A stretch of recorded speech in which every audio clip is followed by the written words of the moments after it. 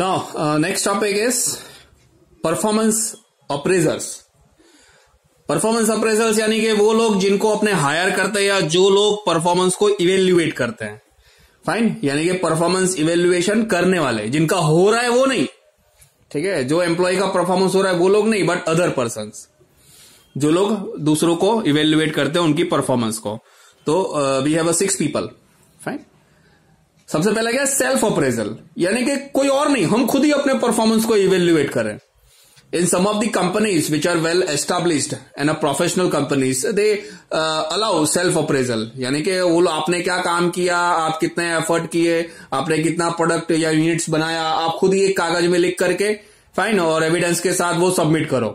This is self appraisal.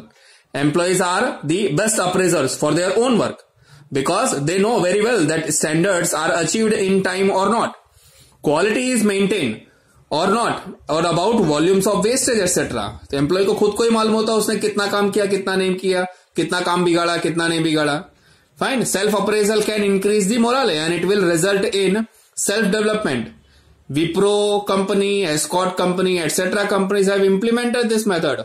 और बहुत सारी एजुकेशनल इंस्टीट्यूट जो है, कॉलेज, यूनिवर्सिटी, वो भी इसी तरह से ही अप्रेज करती है, इवेल्युएट करती है. सेकेंड है सबऑर्डिनेट, यानी कि आपके साथ जो काम कर रहे हैं उन लोगों को बोलो कि आपकी परफॉर्मेंस को इवेल्युएट करें. In most of the developed countries superiors evaluated by subordinate. This new method can be useful in such organisation where the relationship between subordinates and superiors are harmonious. Fine, अब यहां क्या है, this new method can be useful in such organisations where the relationship between subordinate and superiors are harmonious. जहां पे subordinate और उनके superior जो हैं, यानी कि जो सीनियर है और जूनियर एम्प्लॉय दोनों के बीच में जहां पे शांति रहती है, अच्छे से काम करते हैं एक दूसरे को कोऑपरेट करके, वहां पे ये पॉसिबल है. थर्ड है supervisors. So far performance appraisal is concern the term supervisors include all superiors of the employee having a knowledge about the various activities of the employees. सारे सुपीरियर हो गए या सुपरवाइजर हो गए, उनको एम्प्लॉय का नॉलेज होता है. In recent practice immediate superior appraise the performance of employee and at the end head of the department evaluated it. जो इमीडिएट आपका सुपीरियर है वो आपके परफॉर्मेंस को इवेल्युएट करेगा और आपका जो डिपार्टमेंट का हेड है वो उसको मतलब उसका मूल्यांकन करेगा. फोर्थ वन है कंसल्टेंट. अब कंपनी के नहीं, थर्ड पार्टी कंसल्टेंट को अपॉइंट करो. व्हेन एम्प्लॉय और employers do not trust on supervisor appraisal, जब एम्प्लॉय और एम्प्लॉयर यानी कि कंपनी के मालिक को सुपरवाइजर्स के परफॉर्मेंस इवेल्युएशन रिपोर्ट पे अगर ट्रस्ट ना हो ना, management does not trust on self appraisal, subordinate appraisal और peer appraisal. Fine, then consultants from outside appointed for appraisal.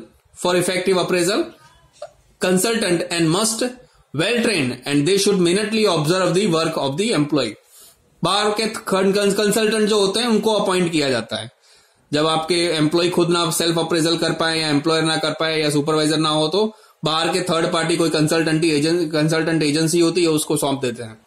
Fifth one, customers और users of service. In this service provider organisation employees are related with the speed, promptness, behaviour, regularity, accuracy etcetera. अब product नहीं, service जो organisation रहती है, ठीक है, educational institute, hospitals, courier service, ठीक है, या तो कोई ब्यूटी पार्लर की सर्विस हो गई, होटल्स, रेस्टोरेंट्स हो गए, या फाइनेंशियल सर्विस हो गई, फाइन, बैंक वगैरह.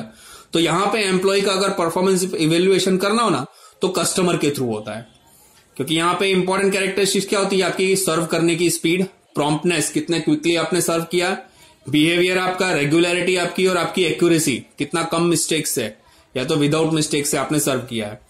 Only the users of service और कस्टमर्स कैन जज the working style of an employee. Fine, छठा है peers. If the workers are stable over a long period of time, appraisal by peers is advocated. अगर worker जो है वो काफी लंबे समय से कंपनी के अंदर रह रहा है और उस पर काम कर रहा है ना कंपनी के ऊपर, तो ये पियर्स के थ्रू आपका होता है. पियर्स यानी आपके साथ काम करने वाले लोग. Before conducting the performance appraisal programme, peers establish standards for evaluating employees. Surprise visit of peers is also required for good result. यानी कि आपके ही लेवल के कोई आपके ही सिमिलर जो रैंक के हैं, किसी दूसरी ब्रांच से ऑफिसर्स अचानक आपकी ब्रांच में विजिट करेंगे और आपके परफॉर्मेंस को इवेल्युएट करेंगे।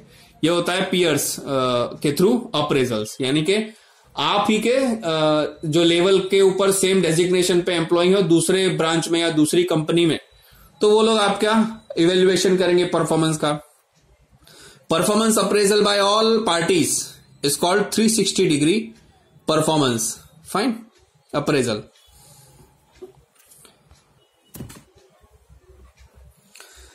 Now six topic is limitations of performance appraisal, यानी कि परफॉर्मेंस अप्रेजल हमेशा अच्छा ही नहीं होता, उसके कुछ लिमिटेशंस भी होते हैं। सबसे पहला क्या है, पॉजिटिव लीनियंसी एरर। ध्यान देना, बहुत क्रिटिकल टॉपिक है। Positive leniency error, no certain evaluators basically go for over assessment, they give more percentage while giving rank to the worker. जब वो वर्कर की रेटिंग करते हैं तो ज्यादा परसेंटेज दे देते हैं। The gross over valuation leads to wrong appraisal.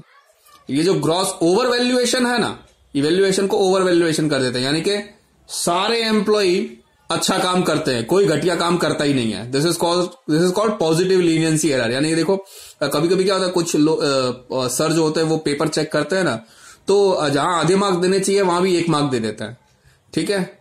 और जहां मतलब इस तरह से क्या होता है कि हर एक के ज्यादा ज्यादा मार्क्स आ जाते हैं। जिसने अच्छा लिखा है उसको भी 1 मार्क्स और जिसने आधा लिखा है उसको भी 1 मार्क्स, फाइन। तो इस तरह से क्या वो ये पॉजिटिव लीनियंसी एरर है, तो वो सही इवेल्युएशन नहीं हो पाएगा अगर आप सभी को ही अच्छा मार्क्स देने लगोगे तो, fine. This type of evaluation does not give justice to the problem of promotion, transfer, wages and training. Second, negative और low leniency error. Negative leniency error यानी कि हमेशा एम्प्लॉय का परफॉर्मेंस कम आंकना। ऐसा भी हुआ होगा कि कुछ सर हैं वो पूरा फुल इतना बड़ा आंसर लिखो तो भी आपको आधा ही मार्क्स देंगे, और जिसने आपका भी आधा आंसर लिखा हो उसको भी आधा मार्क्स देंगे। तो ये नेगेटिव लीनियंसी एरर है, यानी कि हमेशा कम आंकना। Certain evaluation are very strict, they don't give good marks to the workers, they hesitate in giving more marks to the workers. This type of approach is give wrong appraisal. फिर आता है average rating tendency, हमेशा average देना। When the evaluator does not have any specific criteria to evaluate the worker performance, he does not have specific norms of their judgment. They make injustice to the higher and lower level workers. तो जो अच्छा perform करते हैं या जो खराब perform करते हैं, दोनों के लिए ये गलत है एवरेज रेटिंग देना। The average evaluation in this way is very dangerous. Fourth one है एरर ऑफ सिमिलैरिटी, सिमिलैरिटी की error. In some cases the evaluator is likely to make mistake on the basis of similarity. कभी कभी क्या evaluator जो होता है, जो performance evaluate करता है, वो सिमिलरिटी के ऊपर मिस्टेक कर देता है। इफ द बिहेवियर और belief about the person is similar, then it is likely that the appraiser make considerable mistakes in order to give similar marks and weightage to both the person, the injustice is made to one person. ठीक है, एक के साथ कभी कभी गलत भी हो सकता है, क्योंकि हो सकता है उसके साथ सिमिलरिटी बिलीफ के नाते किया हो। Miscellaneous basis, sometime when the normal norms for the basis are not undertaken, other criteria is taken into consideration. कभी कभी जो नॉर्मल क्राइटेरिया इवेल्युएशन के होते हैं कि कौन से कैटेगरी में आपको परफॉर्मेंस इवेल्युएशन करना है, वो स्पेसिफिक नहीं होते ना, तो अदर क्राइटेरिया लेते हैं। अभी अदर क्राइटेरिया क्या होते हैं? In this case the senior officers take the appraiser's view on the basis of comments from their seniors. फिर वो उनके सीनियर की कमेंट सुनते हैं कि उसके ऊपर बताओ क्या कमेंट है, ठीक है, रिपोर्ट लेते हैं दूसरे सीनियर ऑफिसर से। This would create big problem, ये प्रॉब्लम क्रिएट कर सकता है, क्योंकि हो सकता है सीनियर के साथ उस एम्प्लॉय के अच्छे रिलेशन ना हो, टर्म्स ना हो, तो वो आपके बारे में नेगेटिव भी बोल सकता है। The decision and evaluation are made on the base of political pressure, female employ, old workers और workers from the specific caste और religion, such methods are not useful. ठीक है, आप फीमेल वर्कर जेंडर बेस या तो as के हिसाब से वर्कर को बायस करो, फाइन, कास्ट या रिलीजन के हिसाब से वर्कर की परफॉर्मेंस के साथ बायसनेस करो, तो ये गलत है। Social differentiation, sometime the social prestige of the worker, their caste और religion are considered as a factor to determine their evaluation. जो भी डिस्कस किया वो भी नहीं होना चाहिए। इल्यूजरी इफेक्ट है सातवां। Sometimes some workers behave in a different way, this create a trouble for the appraisal.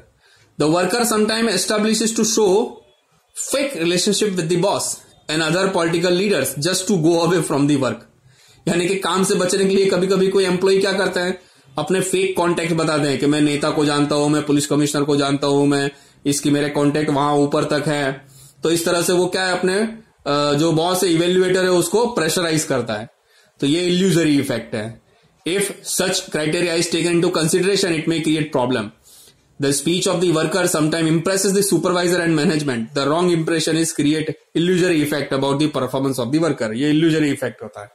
ठीक है, थैंक यू।